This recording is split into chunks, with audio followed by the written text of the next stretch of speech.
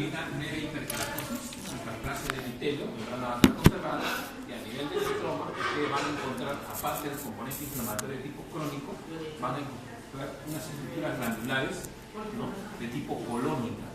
¿Qué significa tipo colónica? Que dentro de su epitelio está constituido básicamente por células un poco mucoides, parecidas al colon. Entonces, estos 5 criterios a mí me permiten identificar o hacer el diagnóstico de mucosa de Barrett o esófago Barrett. El tipo de epitelio, la conservación de la membrana basal, la presencia del componente inflamatorio y la proliferación de estas estructuras glandulares de tipo colónico. Eso es lo que me permite a mí hacer el diagnóstico de mucosa de Barrett.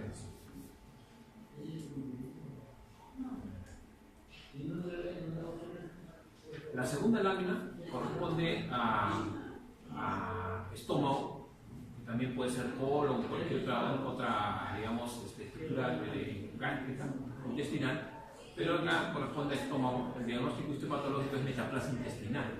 Como ustedes recordarán, la metaplasia es un proceso de adaptación celular y tiene varias formas de presentarse en sí. La metaplasia intestinal tipo completa y la incompleta, en todo caso. La incompleta o tipo colónica, y la completa básicamente se refiere a la proliferación o hiperplasia de las células epiteliales en sí.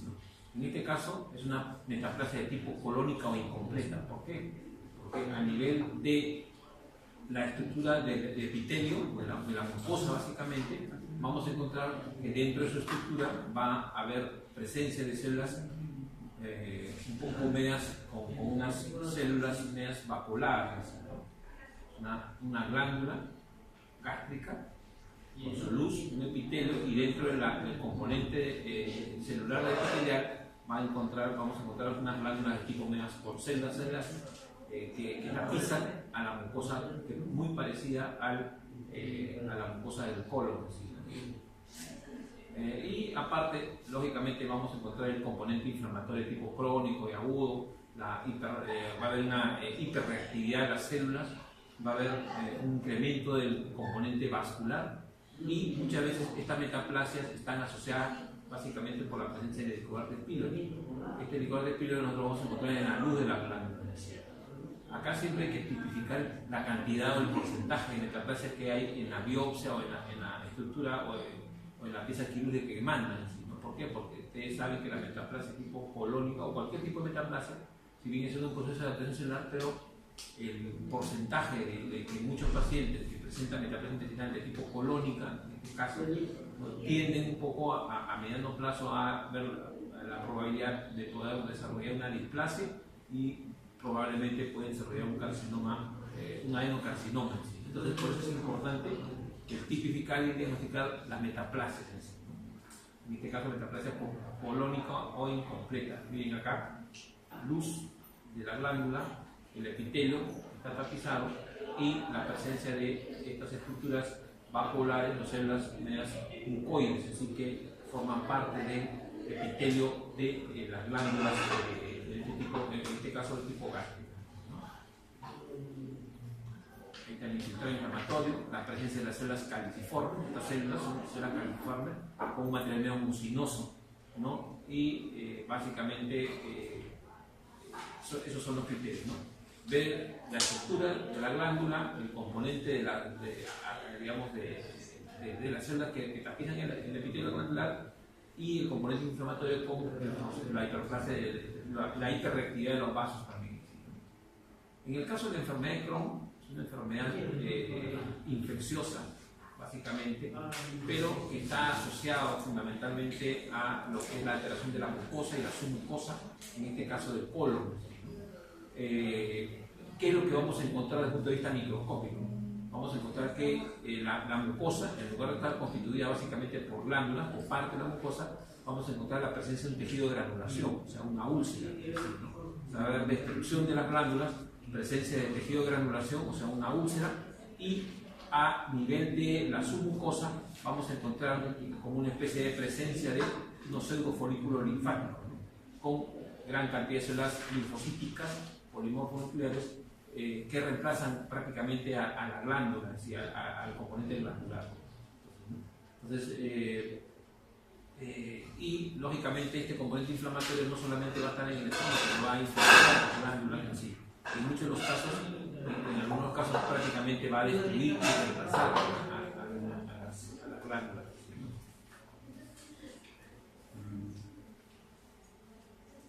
Entonces, ¿cuáles son los criterios microscópicos de la enfermedad de Crohn? Que se centra básicamente en el colon. Es uno, hay una alteración de la mucosa y submucosa. Por el segundo, esa alteración está confinada a la presencia del tejido de granulación, o sea, úlceras. En tercer lugar, presencia de pseudofolículo linfático. Esos pseudofolículos linfáticos están constituidos por linfocitos bien reactivos y polimorfos nucleares. Y en cuarto lugar, la infiltración del componente inflamatorio de las glándulas que conforman parte de la mucosa, en este caso colónica. ¿No? Y la hipervascularidad también es parte de lo que es la enfermedad de Crohn. La siguiente lámina corresponde a intestino delgado. El diagnóstico patológico es linfoma intestinal, ¿no? o el linfoma tipo MALS, ¿no? O maltoma. ¿No? El linfoma intestinal es una neoplasia maligna, ¿sí? Lógicamente que puede afectar a tejido linfoide. En el caso del linfoma intestinal es un linfoma de tipo extraganglionar, porque los linfomas se clasifican en dos grandes grupos, los ganglionares, o sea, los que se desarrollan en el ganglio linfático, y los extraganglionares, aquellos que se desarrollan en cualquier tejido que tenga componente linfoide. En el caso del intestino, ustedes saben de que tiene componente linfoide en la submucosa. Entonces, cuando hablamos de un linfoma intestinal, estamos hablando de una neoplasia maligna. ¿Cuáles son las características microscópicas del linfoma intestinal de tipo MALS? Uno, hay una alteración de la arquitectura intestinal, pero que se centra fundamentalmente en la mucosa, en la submucosa. El linfoma no es como otras neoplasias que van de afuera, de arriba hacia abajo. Esta viene de abajo hacia arriba, o sea, internamente hacia externamente. ¿Por qué? Porque a nivel de la submucosa está el tejido linfoide. De ahí comienza a haber una desdiferenciación celular, una proliferación linfocítica, y todas las células linfocíticas atípicas o neoplásicas van a destruir las glándulas y van a reemplazar a este tipo de mucosa por glándulas. En tercer lugar, va a haber una neovascularización. Como toda neoplasia, necesita de vasos para nutrirse. Entonces, hay una alteración de la arquitectura, destrucción de la mucosa y de la submucosa, presencia como un manto de células linfocíticas atípicas que prácticamente reemplazan o invaden la mucosa. Estas células linfocíticas atípicas pueden estar constituidas fundamentalmente por linfocitos de tipo B. Básicamente, casi el 80% de este tipo de linfomas son linfocitos de tipo B. El otro criterio microscópico es la neovascularización. Y en cuarto lugar, vamos a poder observar muchas veces que hasta inclusive la serosa está comprometida con presencia de microtrombos vasculares, ¿no? O émbolos tumorales, es decir, en muchos de los casos. Toda esta zona de acá es la zona de linfomas. Si ustedes comparan esta zona de acá, que es la mucosa, con esta de acá, van a ver que hay una diferencia. Esta está conservada y esta está alterada por la presencia de tejido de regeneración de úlceras. ¿No? Acá están todos esos elementos que hemos señalado hace un momento. La siguiente lámina también es una neoplasia maligna de colon. El diagnóstico histopatológico es un adenocarcinoma de colon. Cuando hablamos de adenocarcinoma nos referimos a un tipo de neoplasias que está constituida fundamentalmente por glándulas, pero glándulas de aspecto neoplásico. El linfoma, que ataca también al tejido gastrointestinal, viene, como les decía, de adentro hacia afuera, a diferencia del adenocarcinoma que empieza, en muchos de los casos, casi más del 90%, de arriba hacia abajo, de la mucosa hacia abajo. Entonces, esa es un poco la diferencia entre una y la otra. ¿Cuáles son los criterios microscópicos del adenocarcinoma que tenemos que identificar? En primer lugar, va a haber una alteración una alteración de la mucosa, de la submucosa, inclusive muchas veces la muscular. Estas glándulas neoplásicas afectan o infiltran a la capa muscular y hasta la serosa. El grado de infiltración me va a me va a mí orientar para ver el grado de diferenciación. Cuanto más infiltración hay, el pronóstico es peor. Cuanto más grado de diferenciación hay, también el pronóstico es peor. Entonces, vamos a ver que esta es la zona prácticamente de alteración de la mucosa. Esta zona por lo menos está conservada. Acá podemos un poco identificar las glándulas de la mucosa con su epitelio, su luz, y las glándulas se respetan. A diferencia de acá, de que ya ustedes van a poder empezar a ver que las glándulas ya no se respetan. Las glándulas se pegan, hacen lo que se denomina espalda con espalda, entre ellas mismas comienzan el canibalismo, rompen la membrana basal y entre ellas hay una proliferación. Esa proliferación se traduce en una tumoración que oblitera la luz del intestino en muchos de los casos. Otras veces, cuando hay grados de diferenciación es anaplásico, prácticamente casi no encontramos esto en las glándulas, sino encontramos gran cantidad de células neoplásicas bien atípicas, que no podemos identificar las glándulas. Entonces, microscópicamente, una proliferación de glándulas neoplásicas, ¿no? Como ya decía, las glándulas se rompen espalda con espalda. A nivel ya a 40 aumentos podemos observar que esta proliferación de células neoplásicas se va a caracterizar por la presencia de mitosis. En la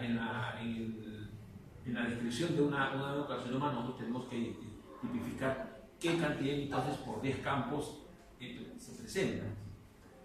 Entonces, eso es lo que también tenemos que ver. Neovascularización es otro criterio microscópico que nosotros vemos acá. Vamos a poder ver. Y el infiltrado inflamatorio de tipo crónico, que está acompañado fundamentalmente de la extravasación de Matías, y miren la neovascularización, con gran cantidad de vasos que están metidos entre el tejido neoplásico. Entonces, repito, en el adenocarcinoma, criterios: proliferación de las glándulas, hay una ruptura de la membrana basal, ¿no? En sí, ¿no? Hay mitosis, hay nucleolos prominentes en sí. El grado de diferenciación de las células, muchas veces las células, todavía acá en estos casos, uno puede decir, sí, esto se parece a una glándula, igual, todavía, esto es un adenocarcinoma moderadamente o medianamente diferenciado. Cuando ya no vemos que las glándulas prácticamente desaparecen y hay la presencia de células en la línea de sello, nosotros podemos decir que es un adenocarcinoma indiferenciado o pobremente diferenciado. El pronóstico es, lógicamente, pésimo, en el pobremente diferenciado y diferenciado, ¿no? Y el componente inflamatorio más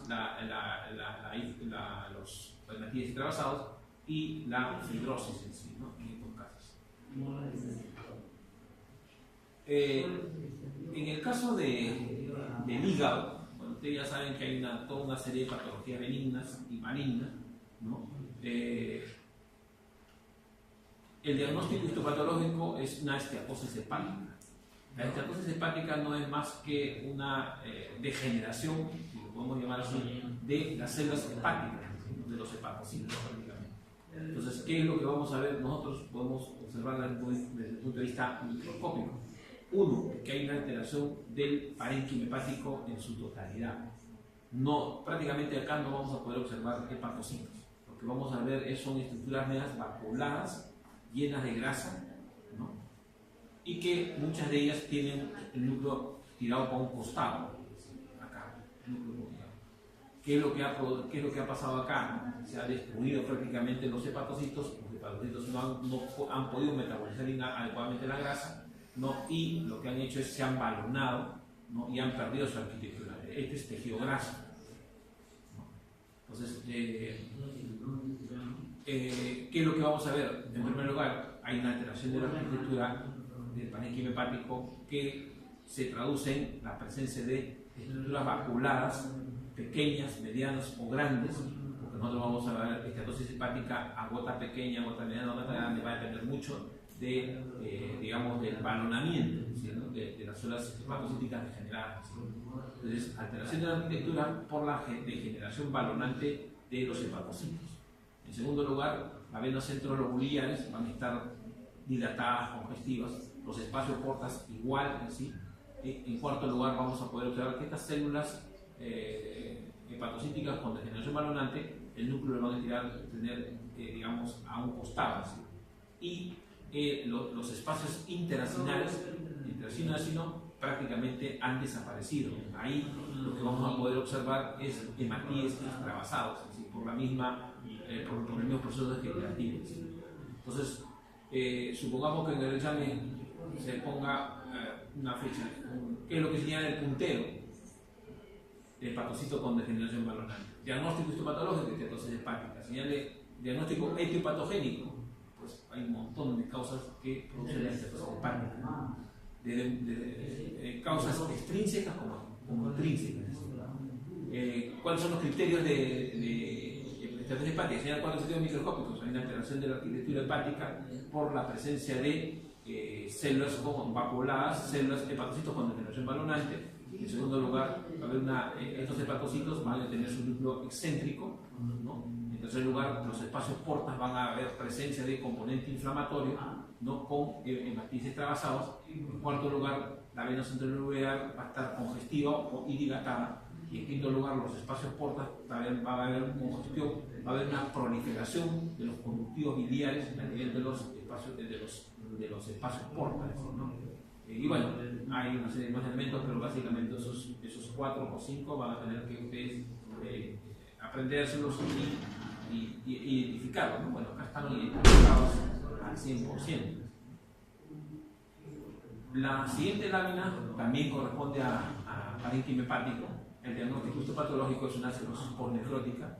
Ya cuando hablamos de cirrosis, a diferencia de la esteatosis es un proceso, digamos, no diría neoplásico, no es neoplásico. La esteatosis hepática es un proceso de degradación del parénquima hepático. Pero cuando ya hablamos de cirrosis, ahí sí ya hablamos ya del daño del parénquima hepático en sí. La cirrosis postnefrótica prácticamente se puede considerar una neoplasia maligna, una neoplasia o un proceso degenerativo, prácticamente ya maligno, porque muchas veces la cirrosis está acompañada con un hepatocarcinoma. Y lo que caracteriza fundamentalmente desde el punto de vista microscópico es, uno, que hay una alteración de la arquitectura hepática, del parénquima hepática, pero a diferencia de la esteatosis hepática, acá sí lo que vamos a poder observar es que va a haber gran cantidad de hepatocitos degenerados, pero formando una especie de áreas nodulares, como nódulos, y entre ellos va a haber gran cantidad de tejido fibrosis marcada. Y a nivel de la central, a nivel de la zona central de estas áreas nodulares, ¿no? Aparentemente nodulares, vamos a encontrar gran cantidad de necrosis. Entonces, cuando hablamos, por eso hablamos de una cirrosis macronodular y una cirrosis micronodular. Micronodular es cuando prácticamente pues, los nódulos que están constituidos por tejido degenerado, rodeado de fibrosis, prácticamente se pueden identificar al microscopio. Macronodular es cuando ya prácticamente escapan y vamos a poder observar parte de uno de los nódulos, ¿no? Va a haber, como repito, gran cantidad de fibrosis, ¿no? Acá también va a haber una neovascularización, ¿no? Y van a nivel de la fibrosis vamos a encontrar gran cantidad de fibroblastos. Entonces, arquitectura alterada por la presencia de áreas nodulares, tejido fibrótico, ¿no? Con necrosis central, con una neovascularización y elementos fibroblásticos con linfocitos a nivel de la zona fibrosada. Y un poco para agregar también, va a haber también una neovascularización en menor cantidad que en una neoplasia maligna. En estos casos también vamos a poder observar que los espacios portas, específicamente los vasos sanguíneos, van a estar trombosados, va a haber trombosis. Y esta trombosis, lógicamente, está asociada prácticamente al daño hepático en sí, ¿no? En algunos de los casos, en cirrosis postnefrótica, vamos a ver colestasis hepática. ¿Qué significa colestasis hepática? La presencia de pigmento biliar en algunas células hepatocíticas que todavía se conservan en algo, pero a nivel del citoplasma. La cirrosis va acompañada casi siempre con colestasis hepática, es decir, en una primera etapa, ¿no? En micronodular. Bueno, esta es otra lámina que corresponde a páncreas, ¿no? El diagnóstico histopatológico es un adenocarcinoma de páncreas, ¿no?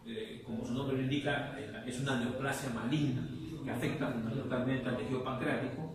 Ya ustedes recordarán que este tipo de neoplasias tiene cierta predilección por la cabeza de páncreas, casi un 60%, a veces unos dicen 60 hasta 70%, se desarrolla en la cabeza de páncreas, el resto en cuerpo y cola.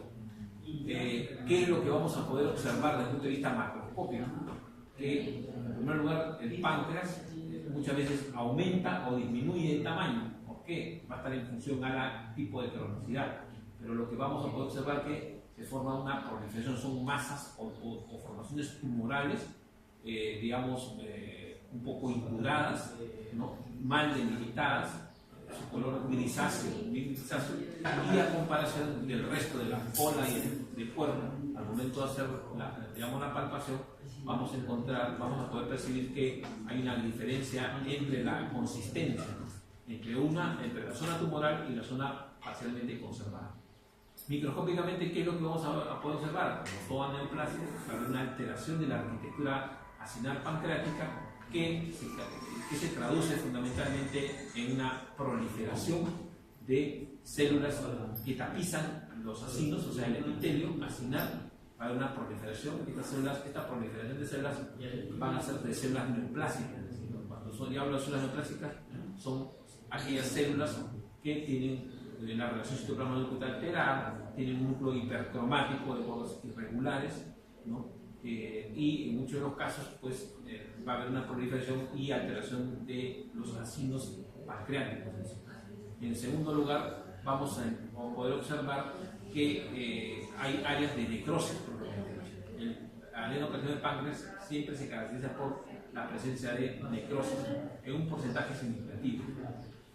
Neovascularización, también va a haber neovascularización, va a haber tejido estromal de aspecto fibrosado, básicamente en la zona periférica a la zona de proliferación de los acinos pancreáticos, y en muchos de los casos va a haber una infiltración vascular, ¿no? Y una invasión perineural, ¿no? de esta neoplasia en el tejido digamos, estromal del páncreas. Entonces, alteración de la arquitectura, alteración de los acinos pancreáticos, reemplazo de células neoplásicas del epitelio acinar pancreático, va a haber necrosis, va a haber una neovascularización, va a haber áreas de fibrosis, en muchos de los casos delimitando la zona afectada, y componente inflamatorio en muchos de los casos, ¿no? Pero esos son los criterios microscópicos que tenemos que poder observar. En el caso ya de carcinoma hepatocelular, ya esto es una neoplasia maligna, el carcinoma hepatocelular es una neoplasia fundamentalmente que afecta al parénquima pancreático y que de una u otra manera está asociado en una etapa inicial con la cirrosis hepática, en muchos casos, no en todos, pero sí en muchos casos. ¿Qué es lo que vamos a poder observar desde un punto de vista macroscópico? Sí.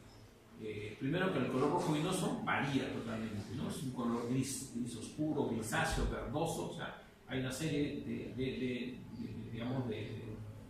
colores que va pasando de acuerdo al grado de cronicidad. Sí. Podemos encontrar macronódulos o micronódulos, unos nódulos que pueden venir desde 0.5 hasta 12 centímetros de diámetro, ¿sí? o más. La superficie, primero, el color varía totalmente, ¿no?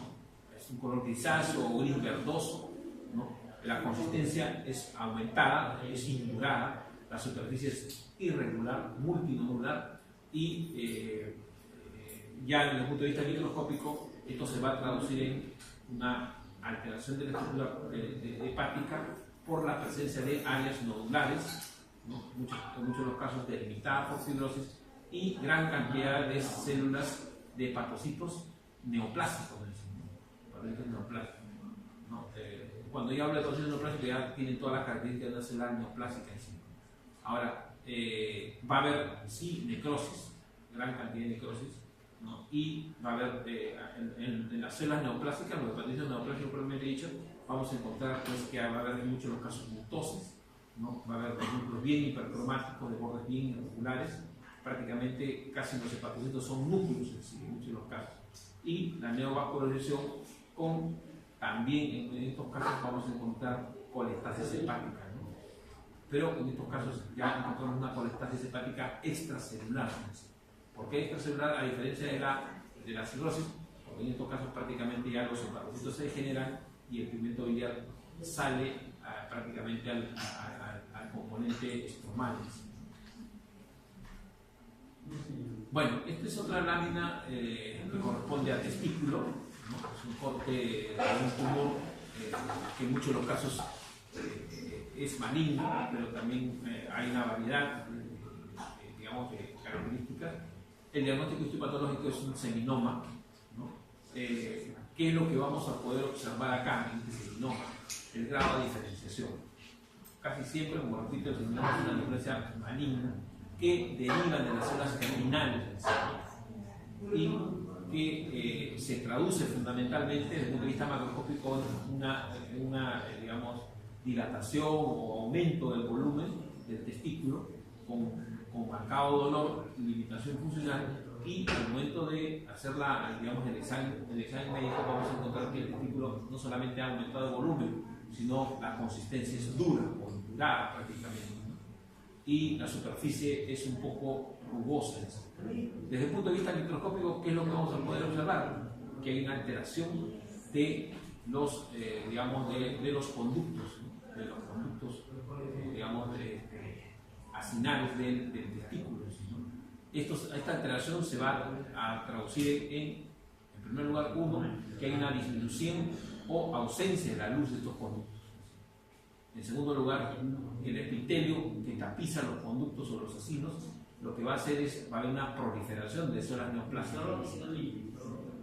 Y finalmente, pues, toda esta área neoplásica va a estar delimitada prácticamente por tejido fibrótico, la presencia de neobasos, eso es fundamental, ¿no? Y lo que sí se va a poder observar es que entre la zona conservada, ¿no?, y la zona tumoral va a haber una zona bien delimitada de tejido fibrótico. Se ve claramente digamos, la transferencia de la zona conservada con la zona afectada. Los vasos lógicamente van a estar obliterados. En el caso de la próstata, esta lámina corresponde fundamentalmente a lo que se denomina, es una neoplasia, adenocarcinoma de próstata. Se habla de carcinoma. Cuando uno habla de carcinoma, para no confundirse, casi siempre el carcinoma está asociado fundamentalmente a una neoplasia de epitelio estratificado, básicamente. Pero en el caso de la próstata, lo que se va a poder observar es la afectación de los acinos prostáticos. Entonces, por eso acá lo ideal es hablar de un adenocarcinoma de próstata. Lógicamente que tenemos que evaluar el grado de diferenciación como en toda neoplasia. En segundo lugar, el porcentaje de afectación de los acinos prostáticos. Y en tercer lugar, pues, la cantidad de tejido prostático afectado. Nosotros le habíamos dicho de que el diagnóstico de carcinoma de próstata se hace, es un diagnóstico clínico patológico, ¿no? Y radiológico. ¿Clínico por qué? Porque ya ustedes tienen que examinar al paciente. Patológico, radiológico, ¿por qué? Porque siempre de todas maneras se va a tener que hacer una ecografía. Y clínico patológico porque también nosotros nos guiamos del PCA, del movimiento del antígeno prostático específico. Ahora, teniendo todos esos criterios y se hace una biopsia, ¿no?, y después de la biopsia se confirma que es una neoplasia, una adenocarcinoma de próstata, se hace una prostatectomía y ahí se estudia todo el tejido prostático, o sea, toda la próstata. Hay dos formas de obtener, digamos, de intervención quirúrgica. Una que le llaman el RTU, que lo sacan por fragmentos la próstata, y el otro es una prostatectomía total, o sea, sacar la próstata completa. Cada una tiene sus ventajas y desventajas. Pero lo que a nosotros nos interesa es que ese tejido, que puede ser una biopsia, o puede ser un RTU, o puede ser una próstata completa, lo que tenemos que identificar y hacer el diagnóstico si se trata de un adenocarcinoma o no se trata de un adenocarcinoma. Si es un adenocarcinoma, ¿qué tipo? Pues bien, moderadamente o pobremente diferenciado. El grado de infiltración también tenemos que verlo. Aparte del grado de infiltración, el también lo que tenemos que ver es si es que hay invasión vascular linfática o infiltración perineural. Ustedes saben que hay terminaciones nerviosas dentro del componente pues, histológico de la próstata. Entonces, cuando hablamos de un adenocarcinoma de próstata, microscópicamente, ¿qué es lo que vamos a ver? Que va a haber una alteración de la arquitectura del tejido de la próstata, que se traduce en la presencia de estructuras acinales o glandulares prácticamente pues, alteradas por la afectación de su epitelio. El epitelio está constituido fundamentalmente por células neoplásicas, ¿no? La luz del epitelio va a estar disminuida, en muchos de los casos la proliferación de estas células epiteliales glandulares van a invadir toda la luz, o en muchos de los casos prácticamente no invaden la luz, sino invaden el estroma, y vamos a poder observar que son células que se destruyen, se destruye el acino, esas células neoplásicas invaden el estroma, y ya no lo vamos a encontrar como estructuras acinales, sino como células epiteliales metidas en el estroma. Eso, a nosotros cuando encontramos eso, es un adenocarcinoma de próstata pobremente diferenciado. Microscópicamente, repito, hay una alteración de la arquitectura por la presencia de o células epiteliales glandulares prostáticas metidas, neoplásicas, o la presencia de acinos o glándulas prostáticas que todavía mantienen su arquitectura, pero están tapizadas fundamentalmente por células neoplásicas. En segundo lugar, va a haber una disminución del estroma. En tercer lugar, va a haber la neovascularización. En cuarto lugar, va a haber una invasión vascular linfática. O sea, estas células epiteliales van a invadir vasos o, en muchos de los casos, van a invadir tejido linfóide, o sea, vasos linfáticos. Y en cuarto lugar, estas células también neoplásicas derivadas del adenocarcinoma de próstata, lo que van a hacer, van a infiltrar las terminaciones nerviosas. Va a haber una infiltración perineural, es decir, alrededor de las fibras nerviosas. Va a haber mitosis, sí, en muchos de los casos hay mitosas, y el grado de diferenciación va a estar, el grado de diferenciación del adenocarcinoma de próstata va a estar en función a si se reconoce o no se reconoce la arquitectura de los acinos prostáticos. Ojo, como en cervix hablamos de un carcinoma de cervix y hay displasias, acá también hay lo que se denominan los neoplasias interepiteliales de próstata, de alto y bajo grado. Son las displasias, que en muchos de los casos, acá no podemos hablar de displasias, ¿no? Acá hablamos de neoplasia interepitelial de próstata de alto grado y de bajo grado. En el adenocarcinoma de próstata podemos encontrar focos de eso, pero lo que más nos interesa es la presencia de estas estructuras glandulares de tipo neoplásicas.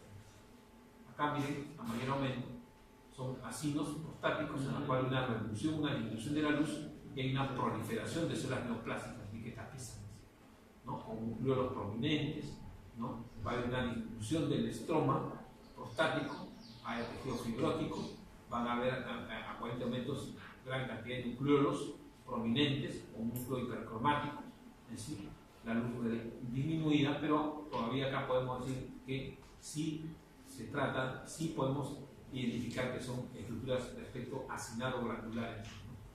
Hay una forma, cuando ya los acinos prostáticos o las estructuras glandulares acinales prácticamente invaden, rompen la membrana basal y entre ellas mismas comienzan ya a juntarse, eso se denomina el canibalismo celular, es decir, del adenocarcinoma de próstata, que es una característica del adenocarcinoma pobremente diferenciado o medianamente diferenciado, más en el pobremente diferenciado. Entonces, estos son los criterios. Hay un componente inflamatorio, bueno, que es secundario, ¿sí? ¿no? Estos son los criterios microscópicos que ustedes tienen que identificar en un adenocarcinoma de próstata. Esta lámina corresponde a una neoplasia maligna de riñón. El diagnóstico histopatológico es un carcinoma de células claras de riñón. Es la neoplasia más común, más frecuente que se presenta en el riñón. Casi siempre se presenta más en gente de sexo masculino, a partir de los 40, 45 años, y siempre tiene cierta prevención por desarrollarse en el ápice del riñón, en muchos de los casos en el ápice o en las zonas medias del riñón. Macroscópicamente pues son formaciones tumorales, un poco sofísticas, de bordes linfoanulares, necróticas, ¿no? Que prácticamente afectan a la cápsula renal, en muchos de los casos no, pero casi la mayoría sí, y es un tumor bien neovascular, es decir, bien vascularizado. Macroscópicamente, si hay una deformidad del riñón, casi siempre es en el ápice o en la zona media, es una formación tumoral exofítica, necrotizante, pero bien delimitada y que rompe como repito, la cápsula renal. Microscópicamente, ¿qué es lo que vamos a poder observar? Uno, que va a haber una alteración de la zona córtico-medular del riñón. Desaparecen los glomérulos, desaparecen los túbulos, y en la zona afectada, en la zona del tumor propiamente dicho, va a haber una zona bien delimitada que va a estar constituida por tejido fibrótico y neovasos. Esta es más o menos la zona un poquito conservada, y esta es la zona ya del tumor propiamente dicho. En esta zona del tumor, ¿qué es lo que vamos a poder observar? Uno, destrucción de la zona córtico-medular, más de ambas zonas, córtico-medular. Y va a haber, esta zona va a estar reemplazada fundamentalmente por células medianas o grandes, de aspecto medio poligonal, pero que se caracteriza por la presencia de un núcleo un poco pignótico o un citoplasma claro, bien claro, por eso se llaman carcinoma de células claras de riñón. ¿Por qué? Porque básicamente en este citoplasma va a haber un acúmulo de lípidos, fundamentalmente, y de glucógenos no degradados. Entonces, va a haber una neovascularización como toda neoplasia, y muchas veces va a haber gran cantidad de tejido necrotizante. Entonces, ¿cuáles son los criterios microscópicos de carcinoma de células claras de riñón? 4 fundamentalmente. 1, hay una alteración de la zona córtico-medular, y esta alteración se traduce por la presencia o el reemplazo de los glomérulos y túbulos por presencia de células, ¿no? Grandes, neoplásicas, por el aspecto medio poligonal, en muchos de los casos un poco redondos algunas, que se caracterizan por tener un núcleo pignótico y un citoplasma claro. En segundo lugar, una neovascularización, gran cantidad de neovasculares. En tercer lugar, va a haber una zona de fibrosis entre la zona tumoral y la zona, entre comillas, conservada. Una fibrosis donde va a haber fibroblastos, va a haber células linfocíticas y gran cantidad de hematíesis. Y en cuarto lugar, va a haber este tumor de células claras, en muchos de los casos va a comprometer la cápsula renal, ¿no? Muchas veces lo que vamos a encontrar acá son émbolos tumorales. Casi siempre encontramos en los vasos de la zona tumoral células blancas o células claras metidas en los vasos, y eso nos va a indicar que el carcinoma de células claras de riñón es un tumor bien metástasis. El grado de metástasis es significativo.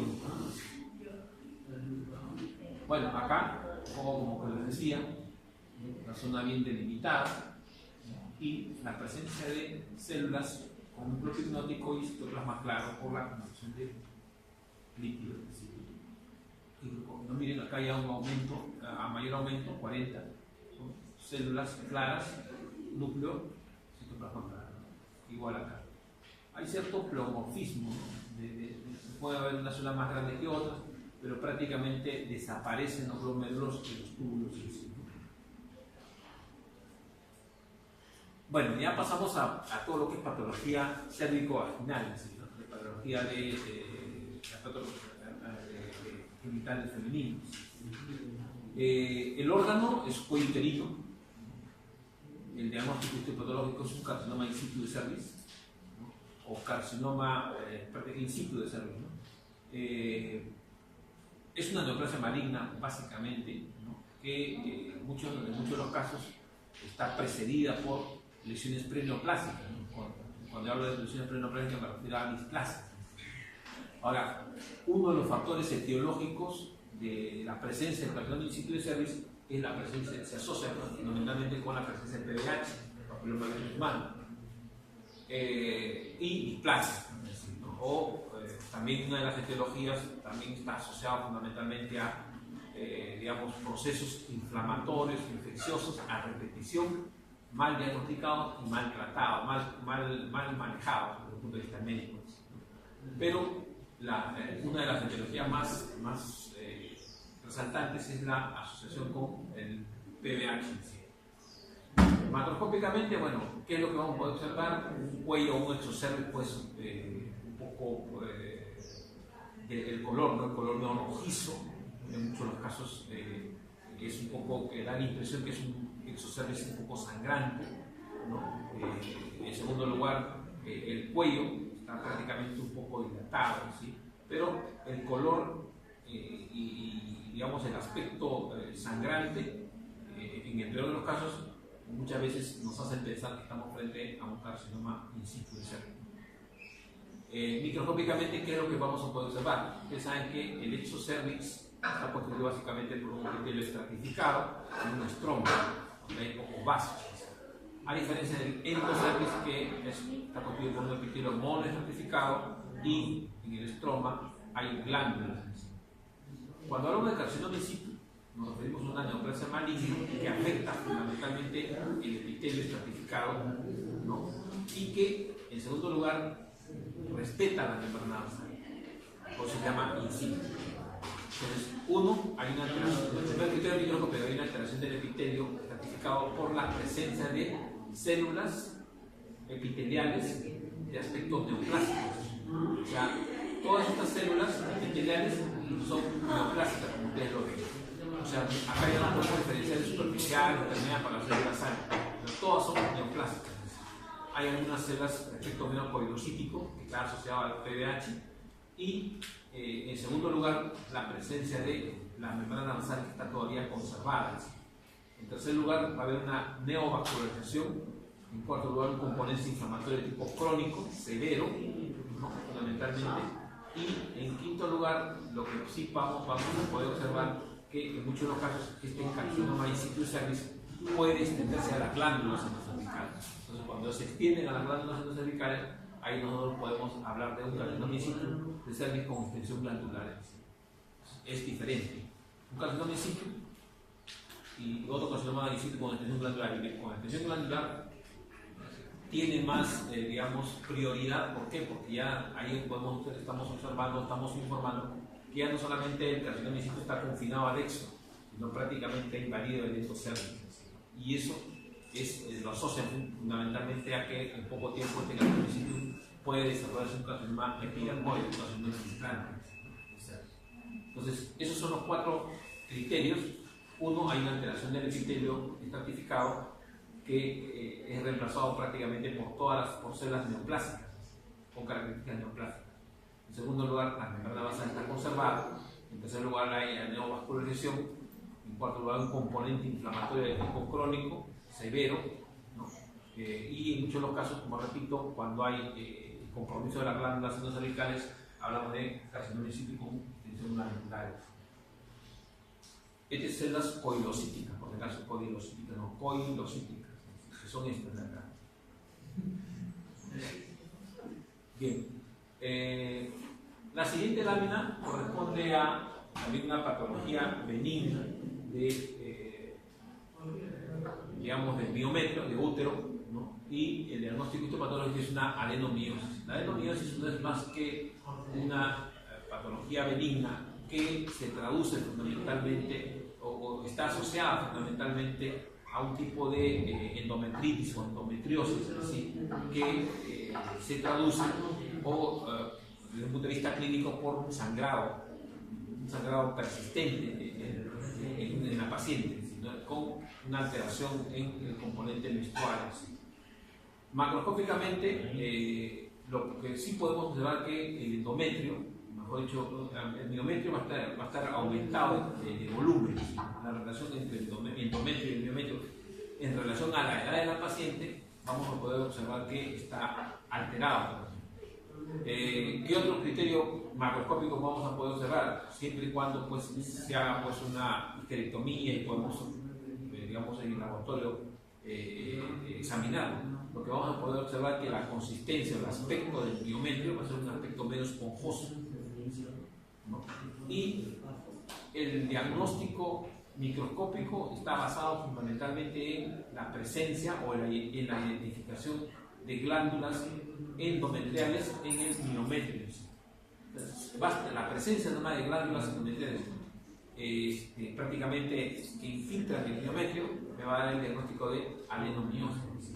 Ahora, la adenomiosis va a estar en función a la cantidad de glándulas que infiltran el endometrio. Pero eso, fundamentalmente, el diagnóstico de adenomiosis es presencia de glándulas endometriales metidas en el endometrio. En segundo lugar, va a haber una proliferación de las fibras musculares del endometrio. Va a haber una hipertrofia, yo diría, de las fibras musculares. Va a haber una hipervascularidad, sí, muchas veces hay vasos grandes y vasos. Sí. Y en cuarto lugar, a nivel de la zona de delimitación del endometrio y el miometrio, va a haber un componente inflamatorio tipo crónico. Por eso es que la adenomiosis se asocia fundamentalmente a lo que es la endometriosis o endometritis, en muchos de los casos.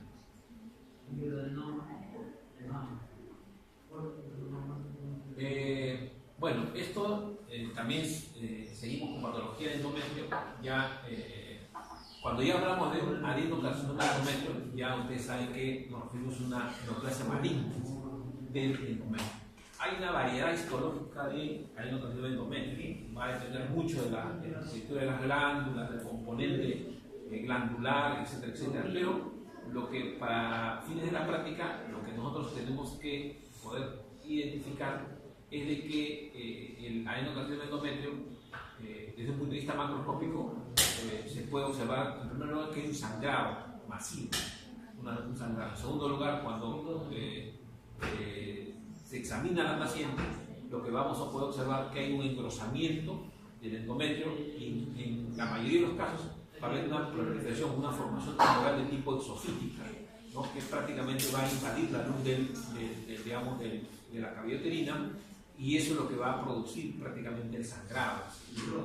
Entonces, macroscópicamente tiene criterios, ¿no? El adenocarcinoma de endometrio. Desde el punto de vista microscópico, ¿qué es lo que vamos a poder observar?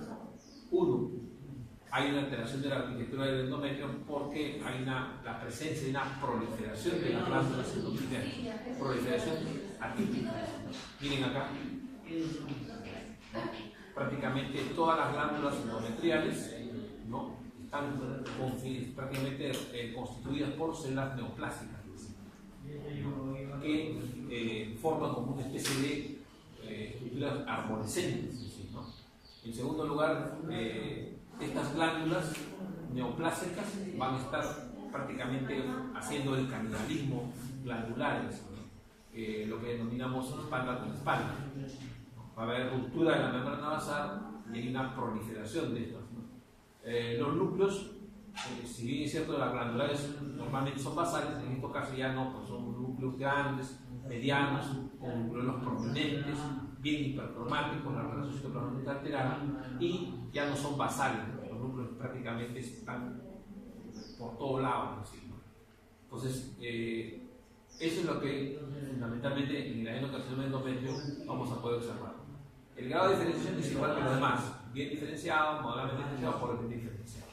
Pero los criterios microscópicos es, uno, hay una alteración de la arquitectura de las glándulas metriales por el reemplazo de las mismas por células neoplásicas, que pueden prácticamente disminuir la luz de la glándula o totalmente obliterarlas. En segundo lugar, va a haber un canibalismo glandular. En tercer lugar, va a haber una neovascularización. Y en cuarto lugar, pues el componente inflamatorio va a estar, pues, presente. Y lo fundamental es de que acá, ustedes saben, cuando han visto el endometrio tiene dos elementos, el componente glandular y el componente estromal. En el adenocarcinoma de endometrio prácticamente desaparece el componente estromal. Todos son glándulas, pero endometriales, pero neoplásicas, ¿no? Desaparece el estroma. Entonces, esos son los criterios microscópicos que tenemos que identificar en el adenocarcinoma.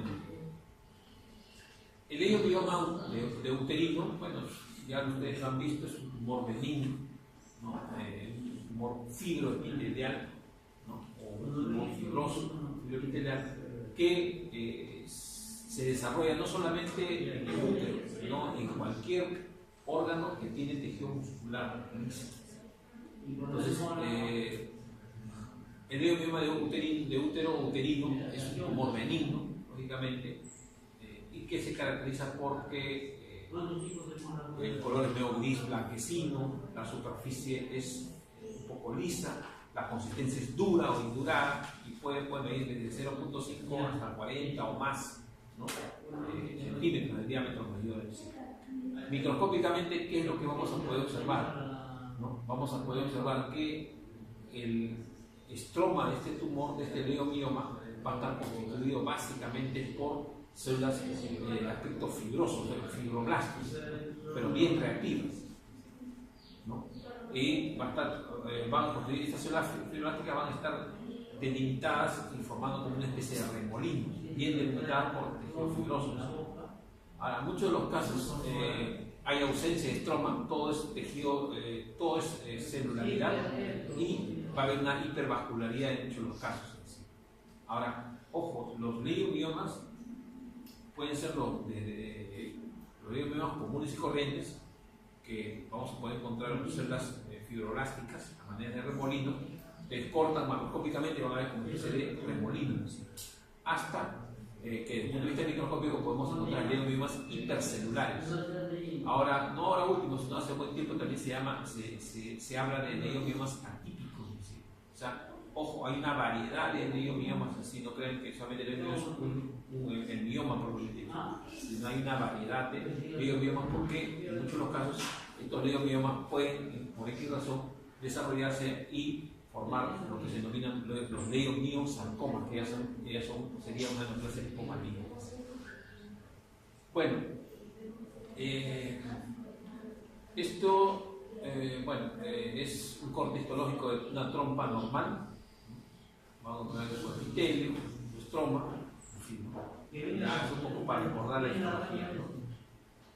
En el caso de esta patología, que es de trompa uterina, el diagnóstico correspondería a lo que se denomina un embarazo ectópico. Embarazo ectópico, embarazo tubárico, o embarazo ectópico, pero tubárico. ¿Qué es lo que vamos a poder, cuando hablamos de embarazo ectópico o embarazo tubárico? Uno, vamos a poder observar, macroscópicamente tiene su característica. La trompa uterina va a estar dilatada, no hay una dilatación, básicamente la dilatación es en el tercio medio de la trompa. El color va a variar, en muchos casos es un gris oscuro o casi un gris negruzco, ¿no? En tercer lugar, la superficie va a estar lisa, pero a nivel central, donde está confinado el embarazo ectópico, vamos a poder observar que la consistencia es tensa. En muchos de los casos, cuando crece más este tipo de embarazo ectópico intratubárico, puede romper la trompa. Al no romper, ya se considera un embarazo ectópico roto. Ese es macroscópicamente. Desde el punto de vista microscópico, ¿qué es lo que vamos a poder observar? Cuando se hace un corte transversal de la zona de la trompa uterina asociada básicamente al embarazo ectópico. ¿Qué es lo que vamos a poder observar? Uno, que la luz de la trompa básicamente va a estar constituida por la presencia de material hemático y vellosidades de tipo corial. Son vellosidades coriales, y restos de deciduas. La presencia básicamente de vellosidades coriales o deciduas en una trompa asociado a componente hemático, nosotros eso lo consideramos un embarazo ectópico intratubárico. Entonces, muchas veces acá no vamos a encontrar el embrión, vamos a encontrar solamente vellosidades coriales y decidua o decidua hemorrágica. Eso es básicamente, ¿no? La presencia de, o sea, microscópicamente va a haber una alteración de la luz de la trompa y del epitelio con el estroma por la presencia de material hemático, restos residuales, decidua hemorrágica, hay vellosidades coriales, ¿no? Y un componente inflamatorio en muchos de los casos, pero poco. No va a haber presencia de embrión en estos casos. Y cuando, repito, cuando ya la pared de la trompa uterina se rompe, se lastra prácticamente, ya estamos hablando de un embarazo ectópico roto. En el caso de digamos, la patología de trofoblástica, hablamos de una mola completa o mola parcial en sí, ¿no? ¿Qué ¿Qué es lo que vamos a poder observar macroscópicamente cuando hablamos de mola, ¿no? Como patología del trofoblasma? Macroscópicamente, nosotros lo podemos notar que podemos un poco incluir que es una mola por la presencia de formaciones vesiculosas. O sea, cuando se hace un legrado o hay un aborto espontáneo, lo que generalmente se saca es material hemático, restos residuales, ¿no? Pero en el caso de la mola, lo que vamos a sacar, se va a traer ese material hemático con gran cantidad de formaciones vesiculosas, como la huevera, algo parecido, pero con vesículas. Entonces, macroscópicamente eso correspondería a una mola. Si es completa o incompleta va a depender ya cuando se haga el proceso, el estudio histopatológico y se encuentre o no se encuentre pues, restos embrionarios de un embrión. Lo que sí vamos a poder observar en una mola completa es de que uno va a haber edema de las vellosidades, una dilatación de la vellosidad de edema, va a haber vasos, pero pocos vasos sanguíneos. Pero lo que nos va a dar el diagnóstico fundamentalmente es la presencia o ausencia de restos embrionarios, del embrión, ¿no?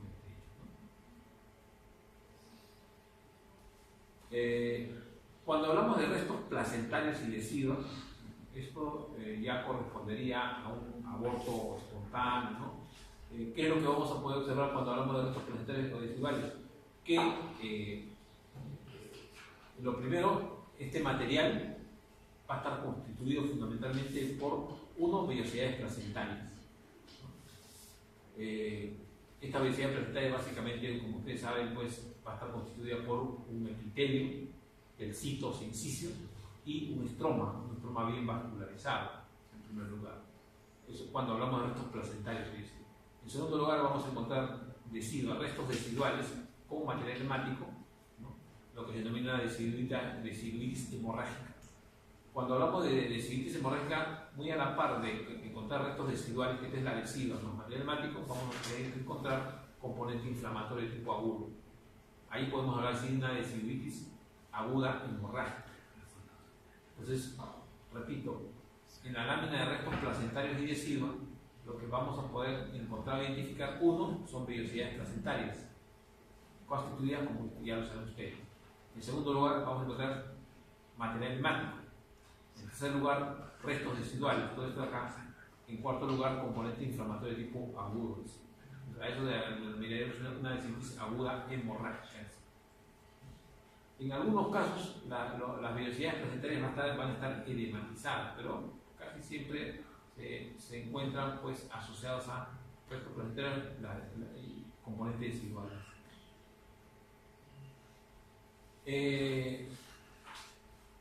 Ya entramos a lo que es patología mamaria, ¿no? Tumores de mama. En estos casos son tumores o lo que denominan neoplasmas fibroepiteliales. Dentro de la gama de las neoplasmas fibroepiteliales, uno de ellos es el fibroadenoma mamario. ¿Qué es el fibroadenoma mamario? Es un tumor benigno que se desarrolla en la mama y casi siempre está relacionado o asociado a gente joven, gente en edad reproductiva, pero en gente joven, ¿no? Macroscópicamente sí, se diferencia de un tumor maligno porque son nódulos bien delimitados, móviles a la palpación, no dolorosos y delimitados propiamente dicho, ¿no? Que son muchas veces, en muchos de los casos, superficiales. Esos son macroscópicamente. La consistencia es un poco fibroelástica, el color es blanquecino. Entonces, ¿tiene características macroscópicas? Sí. Pero lo que tenemos que tener en consideración es que uno de los criterios epidemiológicos es la edad y la presencia. Casi siempre es en la mama izquierda y se desarrolla casi siempre en el cuadrante superexterno. Casi siempre tiene esas predilecciones. Microscópicamente, ¿qué es lo que vamos a poder observar? Uno, que hay presencia de acinos mamarios o conductos mamarios que hoy hay una proliferación de estos conductos mamarios. Que en muchos de los casos hay unos que, en primer lugar, una proliferación de conductos mamarios. En segundo lugar, hay un incremento, o en muchos de los casos, una disminución del estroma mamario. ¿Qué es lo que vamos a poder observar en algunos conductos mamarios? Uno, la luz. la presencia de luz con epitelio. En otros hay una ausencia o una obliteración de la luz con presencia también de epitelio que lo tapiza. Entonces, dependiendo de la presencia o ausencia de luz de estos conductivos mamarios, vamos a poder observar, vamos a poder clasificarlos en fibroadenoma mamario pericanalicular o intracanalicular. En tercer lugar, vamos a ver que va a haber un componente inflamatorio de tipo crónico, gran cantidad de fibroblastos en el estroma. Y en cuarto lugar, este tumor no es un tumor tan vascularizado, pero sí encontramos cierta proliferación de los vasos sanguíneos en sí. A diferencia de este tumor que es de mama, en sí, y que sí es un tumor maligno. Y estamos hablando de lo que se denomina un carcinoma ductal infiltrante. Ojo, hay carcinoma in situ de la mama y hay carcinoma infiltrante. Carcinoma in situ, carcinoma ductal in situ, y el otro es carcinoma infiltrante. En este caso, cuando hablamos de un carcinoma infiltrante de la mama, nos estamos refiriendo a una neoplasia maligna más frecuente que se desarrolla casi siempre en gente a partir de los 40 años en adelante. ¿Qué características macroscópicas tiene este carcinoma ductal infiltrante? Uno, que es un tumor de bordes bien irregulares, que a la palpación es doloroso, es casi firme, no es móvil como el fibroadenoma, es doloroso y en muchos de los casos prácticamente pues cuando ya es un carcinoma infiltrante de mama, pues muchas veces, y dependiendo de la ubicación topográfica, puede afectar hasta el pezón, ¿no? A la areola mamaria y el pezón. ¿Qué criterios microscópicos vamos a poder observar en un carcinoma ductal infiltrante de la mama? Uno, que los acinos mamarios prácticamente van a estar alterados por la proliferación de células neoplásicas, ¿no? En todos los acinos, en todo el conducto que prácticamente pues, invade la luz y llena todos los acinos mamarios de células neoplásicas. Estos nidos de células neoplásicas van a estar delimitados por un tejido un poco fibroso. En segundo lugar, va a haber una neovascularización. En tercer lugar, va a haber estos nidos de células neoplásicas, lo que van a hacer es prácticamente invadir la luz vascular en sí. Por eso es que el carcinoma ductal infiltrante de mama es básicamente el grado de metástasis es alto, porque lo que primero que hace es meterse a la luz de los vasos y los ganglios, de los vasos sanguíneos linfáticos y prácticamente pues invadir otros órganos, o sea, dar metástasis. Entonces hay una alteración de la arquitectura de los acinos mamarios por la presencia de estos nidos de células neoplásicas que prácticamente invaden toda la luz y rodeados fundamentalmente por el tejido fibroso. Hay neovascularización fundamentalmente y en muchos de los casos este carcinoma ductal infiltrante de mama va acompañado por necrosis. El grado de necrosis me va a dar a mí prácticamente me va a servir para un poco identificar el grado de agresividad de este tipo de neoplasias. Y finalmente creo que es esta lámina también de mama, pero de mama masculina, ¿no? El diagnóstico histopatológico es ginecomastia. Ya como creo que en una de las prácticas decíamos que la ginecomastia es un tumor benigno que se desarrolla en el sexo masculino, lógicamente sí en el tejido mamario, y que se caracteriza por un incremento o una asimetría de la zona mamaria. No es doloroso, pero sí uno puede observar que hay una asimetría casi siempre. Se desarrolla de forma progresiva, ¿no? Y al momento de extirpar esa zona tumoral, lo que vamos a encontrar es de que va a haber tejido mamario con una proliferación de acinos mamarios, en muchos de los casos benignos, lógicamente, con un epitelio que lo tapiza, pero un epitelio benigno. Ojo, las ginecomasties, en algunos de los casos, cuando ya evolucionan, etcétera, etcétera, pueden volverse malignas. Y el grado de malignidad, o sea, de este tipo de neoplasias en mama masculina, es 2 veces más lancinante que en exceso femenino. Lógicamente, microscópicamente vamos a encontrar tejido mamario con proliferación de acinos mamarios tapizados con un epitelio pues, conservado. Va a haber luz, alrededor de ellos va a haber gran cantidad de componente inflamatorio de tipo crónico, ¿no? Y vasos sanguíneos, con cierta proliferación de vasos sanguíneos, ¿no? A nivel de la zona periacinales. Bien, eso es todo en lo que se refiere al paso de todas las láminas que hemos podido desarrollar. ¿Alguna pregunta?